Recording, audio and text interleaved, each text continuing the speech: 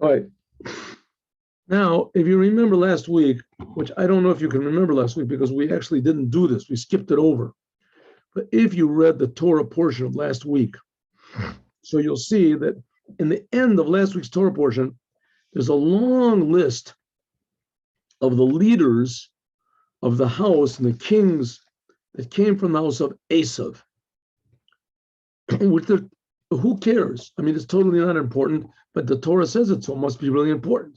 So we'll see exactly why this was. Let's take a little look at what we had last week. Let's see if we can find this over here. Yeah, I think this is it. Here we go. Oh, here we go. These are the generations of Esav, the father of Edom, the nation of Edom, on Mount Seir.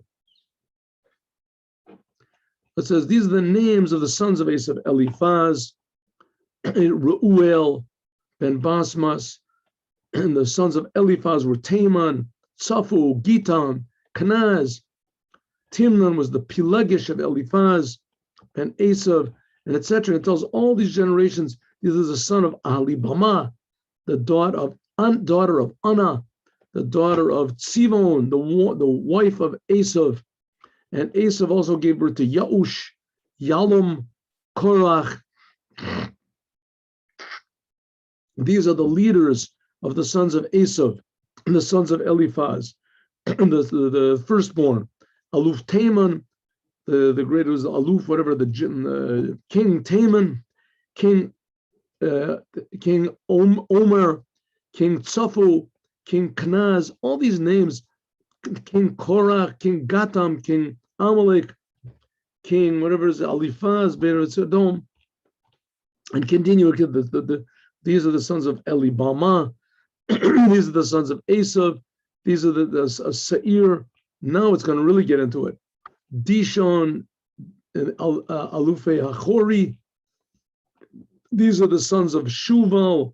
All these names that who could care about these names? But it's something like the angels and all these upper worlds. Each one has its name. Each star has a name. So it's going, all these leaders. Now, if we were living in these times, all these names, these are like headlines in the newspapers. What happened today, and what land did Dishan and Chemdan and Eshbol and Yisron and Korman, what they said, and the intrigues, like the royal family and all this, what she said and what he said. These are the sons of Eitzer, Bilhan, Zavan, Akron. These are like 3,800 years ago. These are the leaders of the kings, whatever, of Chori, Aluf Lotan, Aluf Shoval, Aluf Simon, Aluf Anna. And it keeps going on like this, all this list. And it just gives them all like sort of an honorable mention. It doesn't tell what it was. There's a good author could write, books about each one of these people and the intrigues and their life and their worries and their doubts and their friends and their wars and their.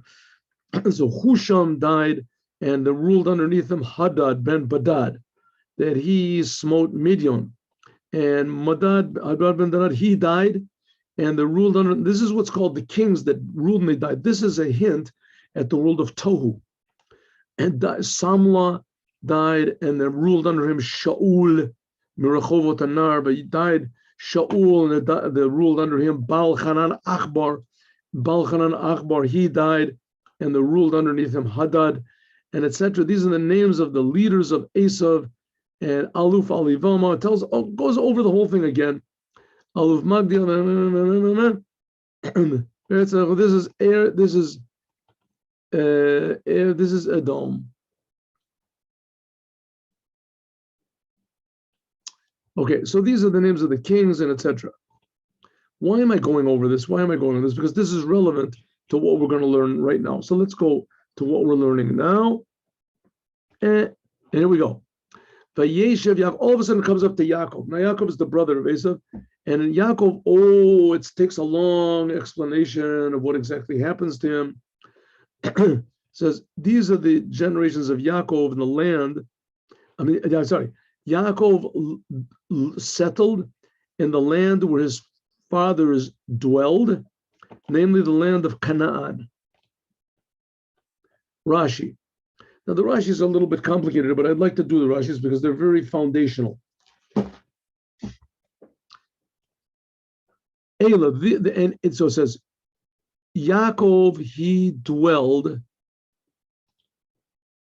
says, after it writes all of the dwellings of Esav, right? That's what we just went over. And in each king, it gives like just a couple words. They wouldn't even be counting them, but cheshuvim, important at all to tell you all the details about them and the wars that they had and how they inherited these different places. And it just mentions it in a very short way, right? Like I just read to you. Yaakov, now, when it comes to Yaakov, he goes into great detail, but Toldotov and his generations, but derech arucha in a long way. Called Gilgulei Sibasam, all of the, what do you say, the adventures and what happened, how they are important in front of God. Because they are important in front of God, so therefore God takes a long detail. I mean, just the fact that these other kings got their name mentioned in the Torah shows that they're important to God also for some reason. And if you look in the Kabbalah book, so explains them, why God even cared. Because the fact is that every word of the Torah is the word of God. So it doesn't make any difference if it's something that's seemingly totally meaningless, or if it's, Shema Yisrael, which seems to be the most meaningful thing of the Torah. The Torah is the book for the Jews. And we're saying, listen, Jews, God is one. That's pretty important. Much more important than the names of the grandsons, the wives of the grandsons of Esav. What? So the fact says the fact is it's not. Every word of the Torah is the word of God, and every word has equal importance. It could be that it doesn't have equal ramifications as far as our day-to-day life goes, but if God decided to write it, so it's infinitely important. We just don't know what infinitely important means. So that's okay. So all these generations, similarly, we see that God counted the 10 generations. The 10 generations from Adam until Noah. So this person gave birth to this person, this gave birth to that person. And when it came to Noah, all of a sudden it took a long time. Right? Even though that from the beginning of the creation of the world until Noah was like 1,950 years. 1,950 years, something like that. I'm sorry. Mistake. From the creation of the world until Noah was 1,650 years. 1,650 years. And when Noah, all of a sudden, when Noah came along, so these 1,650 years, the Torah just sort of mentions, Methuselah and what's his name, Chanuch, and all these other people. But it mentioned them they get like an honorable mention. When it comes to Noah, so it tells a whole big long story about how Noah went into the ark and how the ark was built and how long he was there and what happened when he came out. So same thing is also from Noah until the 10 generations from Noah until Abraham, even though that was like 300 years from Noah till Abraham. So in these 10 generations, the Torah mentions very short all the names of these leaders or the great people, whatever, in this generation. The from Noah to Abraham. When it came to Abraham, it took a long length. What is this like? This is like a diamond that falls into the sand. A person sifts through the sand, tons and tons of sand, until he finds this diamond. As soon as he finds it, then he throws away all the other sand, and he takes and he has another explanation also.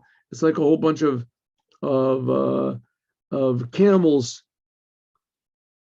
that they have flax, and the one a smith, a silversmith, is ironsmith, whatever, blacksmith they call it, right? He's really amazed. Well, so much, you have so much. How are you going to bring all this flax into this little room? Says, well, yeah, I guess you're right. There was one smart person, and he threw one little match onto the flax, and the whole thing was gone. So you thought it was a big deal, all this flax. How are you going to get all this, tons and tons of flax into a telephone booth? How can you do this? So somebody put a little fire to it, and all of a sudden the flax, poop, just became like a little, you could take 20 times as much of that and put it in a telephone booth. Also Yaakov saw all the leaders of Esav, and he was very, very worried. Who can possibly defeat all of these? It's like the Jews now, right? We're supposed to convince the whole world to worship God. How can we possibly do that? What does it say afterwards? These are the toldos of Yaakov Joseph. If you remember last week, we learned in the Haftorah, it was a Haftorah from Ovadia. Remember, it was Ovadia's prophecy to Ovadia's prophecy to to Esav. So it says that Joseph is going to be like it says, Vayo Beis Yaakov Eish, says the house of Jacob will be like fire, and Beis Yosef, it will be like one little flame, and the house of Esav, which is like 500 times bigger, 1,000 times bigger, will be like straw. One little spark comes from Yosef, and it reduces all of the straw to nothing. That's why it tells us the whole story. Okay, here's an interesting from the Baal HaTurim. Let's see if we can find this. All this is interesting, but it'll just take too much time. Baal HaTurim, it says over here that Yaakov lived, Yaakov lived in Megurei Aviv. Megurei Aviv, says the Baal HaTurim. He was a big genius in this. That's the Gematria Zeh Chevron. He lived in Hebron. Okay. Next sentence. These are the generations of Yaakov. Joseph was 17 years old, and he was shepherding his brother's sheep. Very strange language. He was shepherding. It should have said he was shepherding the sheep of his brothers. But he was grazing his brothers and the sheep. Being Na'ar, and he was like, we'll see, he was like playing foolish things with the children of Bilhah and the children of Zilpah, the daughters of his father. Sorry, the wives of his father. Now you remember, Yaakov had 4 wives, right? So one of the wives was Leah. Leah gave birth to 6 of the tribes. 6 of the tribes. Leah. Rachel didn't give birth to anybody except for him, Joseph. Later on, she's going to give it. Last week we learned. Later on, she gave birth to Benjamin, and then she died. So we have 6 of the tribes came from Leah. 6 of them came from Leah, right? Reuven, Shimon, Levi, Yehuda, and Yisachar and Zevulun. They came from Leah. And then the rest of the tribes, they came from 4 of them. 2 of them came from Bilhah. That was Rachel's handmaid. That was done in Naphtali. And 2 of them came from Zilpah. That was Leah's handmaid. That was Gad and Asher. And then, so that makes 10. And then the 2 more came from Yosef. Okay, now these other brothers, the other 10 brothers, they hated Yosef. We're going to see why. Unaris ben Elbo, he used to play with the sons of Zilpah, and Bilhah and Zilpah were the wives of his father. And Yosef brought evil speech to his father.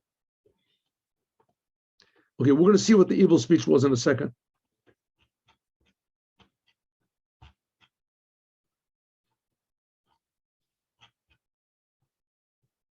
And even more, Yisrael loved Joseph all the sons because he was from his old age. And he made him a katonet pasim, a special fine wool garment. Fine wool garment. Some says the pasim means it had stripes on it. We'll see.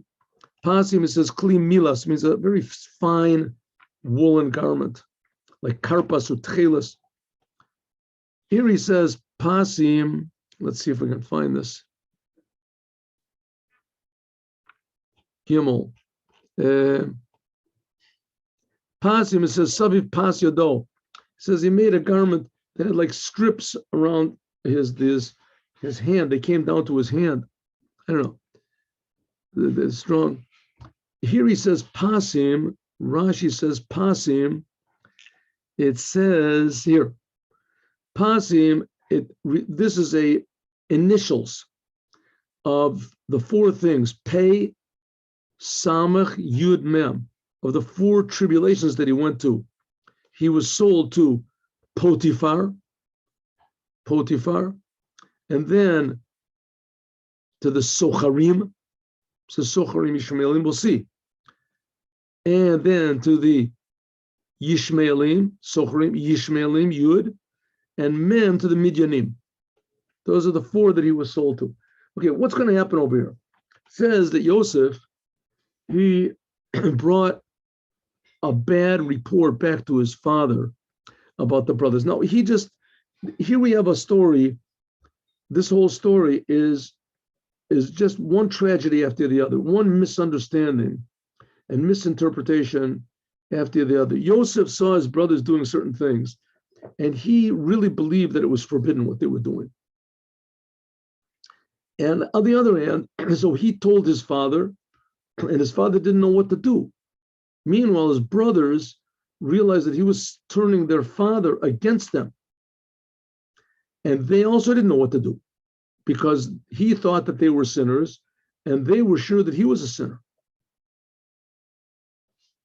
So we already have two reasons why his brothers hated him. One is that he brought bad speech to the father. He spoke bad things. Number one. Number two, his father loved him more than the others. He gave him the special cloak. Some people say pasim means stripes or something like that, but that doesn't seem that that's what it means. Here he says he was the oldest son, Penzukanim. It says, Targum, it says, the uncle says he was the smartest of the sons. Everything that he learned from Shem and Aver, Yaakov gave over to Joseph, and Joseph, also his face was exactly the same as his father's. Okay, now it's building up, right? The pressure is building up over here. Joseph is telling these things. Now, what did he tell his fathers? Here we see, there's Rashi explains. What did he exactly tell his father? What did he see? It says that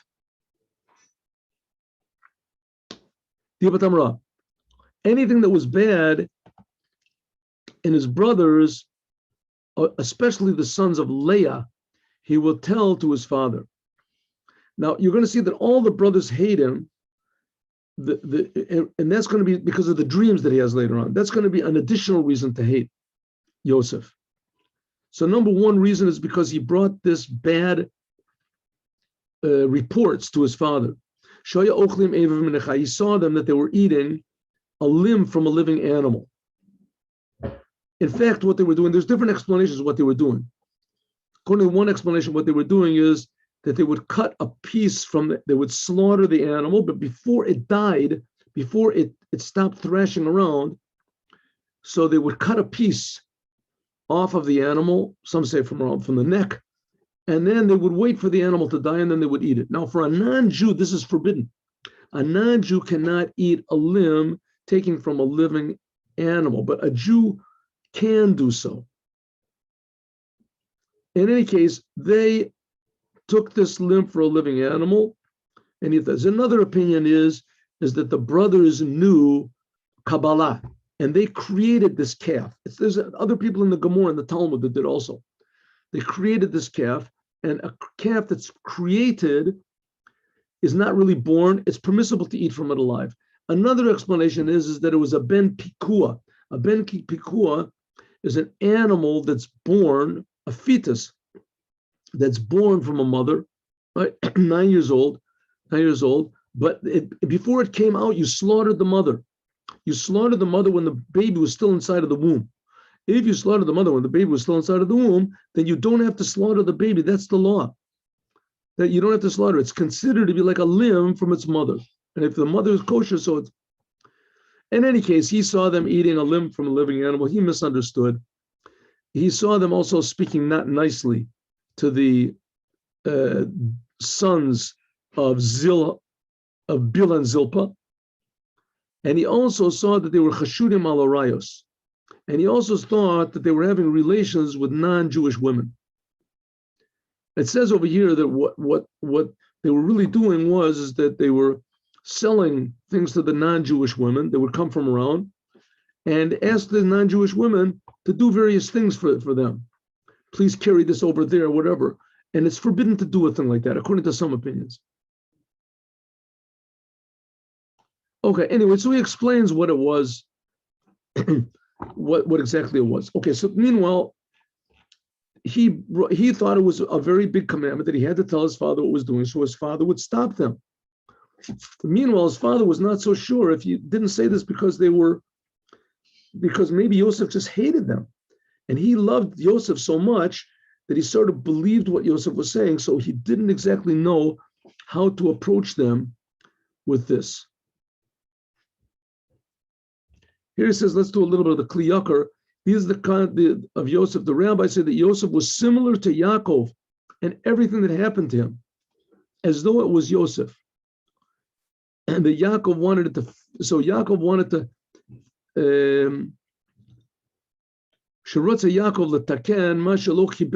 Yaakov wanted to fix up the fact that he did not honor his father all of these days. It was all the time that he was away from his father. He was away from his father for, what was it, 34 years, so he didn't really honor. It says the time when he was in the place of learning wasn't so bad, but in any case, so he wanted to fix up the time that his father was there, that he was away from his father. So therefore, it ended up that Joseph ended up fixing this up because Joseph was taken from his father.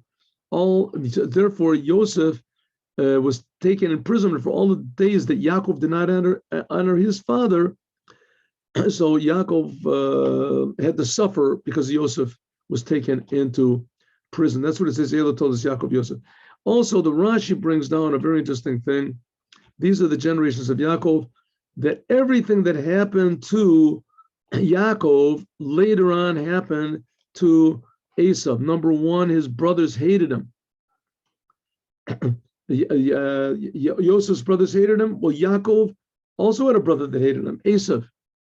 This one, his brothers wanted to kill him. Joseph's brothers wanted to kill him. Also, Yaakov wanted, his brother, Esau, wanted to kill him. And there's more things in Reshit Rabbah, etc. Explains. Okay, let's go further. We don't have that much time, so let's.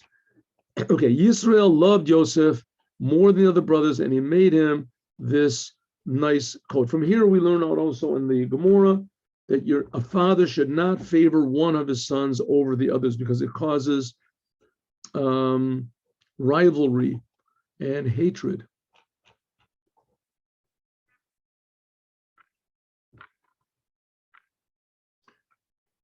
His brothers saw that their father hated him, and they hated his brothers saw that their father loved Joseph from all the other brothers, and they hated him, and they couldn't speak to him in peace. He says, what does it mean they couldn't speak to him in peace? He said, really, they could have spoken to him in peace, but they didn't have the profession, they didn't have the permission, because they were afraid that what Joseph said would be verified in his father's eyes. His father would say, right, now his father could say, listen, maybe Joseph just doesn't like them, he's making that up. But they were afraid to say anything to the father, that maybe it would be, his father would understand that it was true what Joseph was saying. So therefore they didn't have the permission to say things that might bring to peace, because the father, he was really torn. On one hand, the father really loved Joseph, so they couldn't say anything that would make the father stop loving Joseph. And on the other hand, Joseph was saying bad things about them. So what could they do? How could they? So it says, therefore, they couldn't make peace. They just had to keep quiet and hope that the father would not take what Joseph said 100% seriously. Okay, anyway, things are simmering, and now they really come to a head. And we're going to see that dreams play a big part in this whole entire story. Joseph has dreams, and then the minister of bread and of wine in the prison, they both have dreams. And then Paro has a dream. And this is what this whole thing is woven around, these bizarre dreams. And really a dream, it's very, very appropriate, because the whole thing, this whole entire story comes from, how do you say, misconceptions. The brothers think that Joseph is sinning. Joseph thinks the brothers are sinning, right? The father doesn't know exactly what to say. He can't exactly figure out what's going on. Therefore, he does exactly the wrong thing. He gives love to Joseph when he shouldn't give love to Joseph. He expressed his openly, and he just fanned the fires of this hatred. Joseph, all of a sudden, he has two dreams. Joseph dreams a dream, and he told it to his fathers, and they increased their hatred for him. Anyway, now, not only are the 6 brothers hating him, but also the other 4 brothers that come from Bilhan, Zilpah, they're going to hate him also, because you're going to see what the dreams are. He said, listen, my friend, this is the dream that I dreamed. Here's the dream that I dreamed.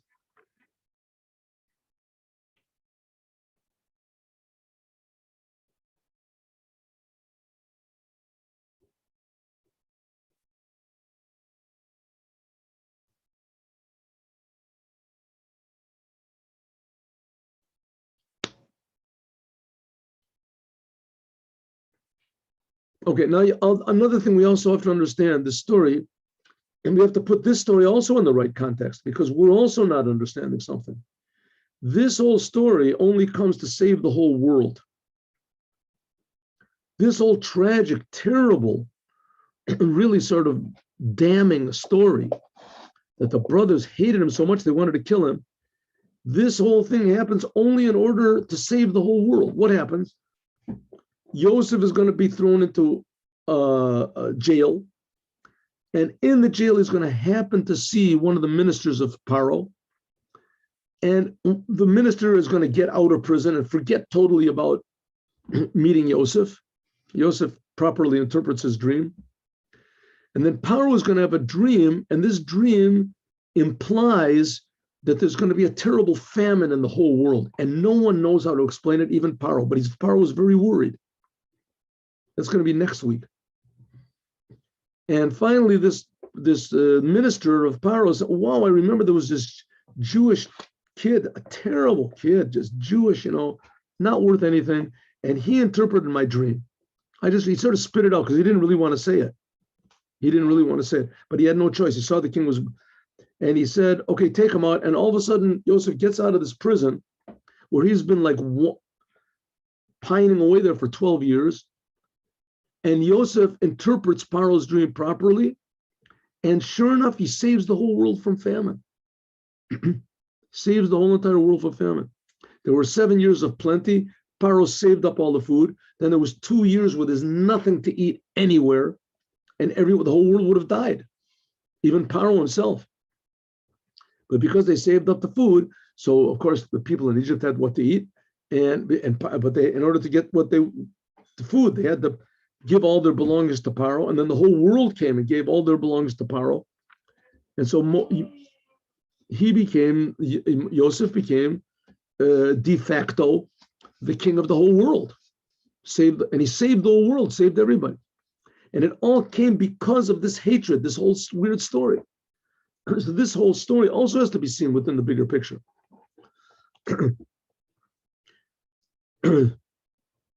So Joseph said to them, listen, my friends, listen, here is the dream that I dreamed. What's the dream? We're all gathering up these sheaves of grain, stalks of wheat in the field. And I also gathered up grain, and it was standing up, all these, and all of your bundles of grain, they bow down to my bundle. And the Lubavitcher Rebbe explains that this means that the tzaddikim, they gather up sparks from the world. They unify the world a little bit, but Mashiach will take all the sparks that they, each individual tzaddik, can raise up, because they also have their individual personalities, and Mashiach will unify all of them, and everyone, they'll all bow down to him. So his brothers said to him, one second, you're going to be a king on us? You're going to rule over us? Usually a king is with will, and a moshel is like a dictator, even if people don't want to. And they hated him because of his dreams, even though he only said one dream. But one opinion says his dreams, it means the dreams that he was going to say. Das Zakanim said, didn't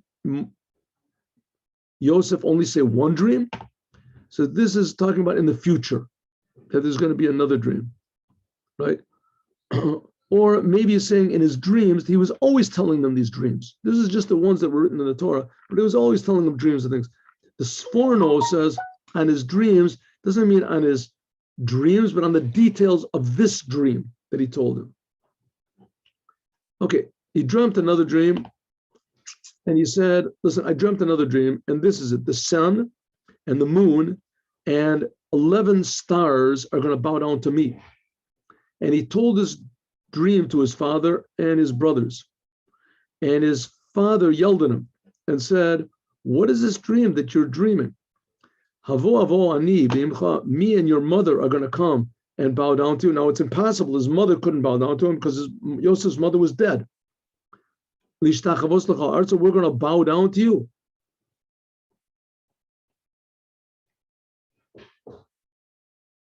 Here it shows that there's no dream that doesn't have a little bit of falseness in it. So it says,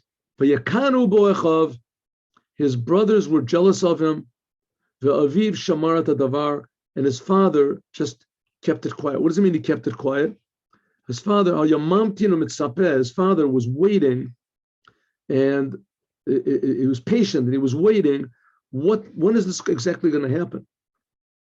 That's when he's Shomer Amonim. Shomer means he was waiting to see if it would really occur or not.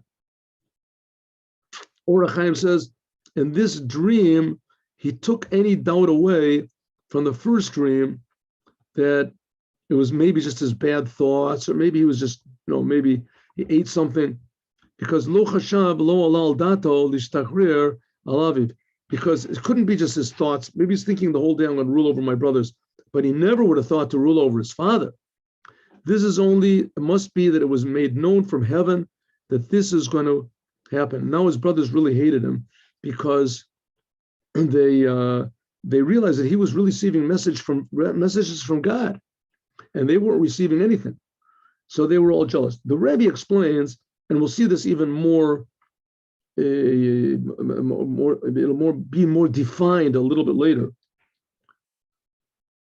that the brothers, it says they were all shepherds. They all had to be shepherds. But Joseph is going to be, he doesn't know it yet. He's a totally different type of a person than his brothers.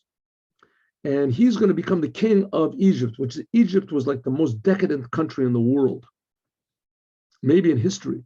It says Egypt and Canaan were the most decadent places in the world, the people that were there. And he became the king of these most decadent people in the world, and he even caused them to stop being decadent. He said all the men had to circumcise themselves. And so it says that's what the reason was, is later on when the brothers went to see him, they didn't recognize him because they couldn't imagine any of them being a king of a land, they could watch over sheep. That was the best they could do. Sheep don't rebel against you, and they don't contradict you, and you don't have to worry about the personalities of each sheep. But a king has to worry about each and every person. He has to make decrees that they work. Later on, it's going to say here, let's see, where did I read this over here? That Josef ruled, where is this? That Josef ruled longer than any other ruler in Judaism. He ruled for 80 years. One second, what is this? Let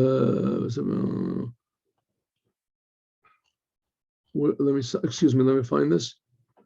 Yesholtim Sholabanu. Yesholtim Sholabanu Yosifo Otsono also. Is this it? One second. Yes.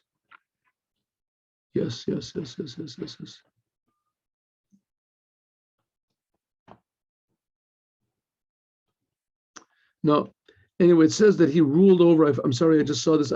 He ruled longer than any other ruler. There's no ruler in Judaism that ruled for 80 years. And that's how long that he ruled. Where did I see it? I don't remember. See? Okay. And that's what he was telling you, Gam Tim Sholbanu, that he's going to rule over them longer than any king. Okay, so we'll see tomorrow exactly what comes of this hatred that in Shechem.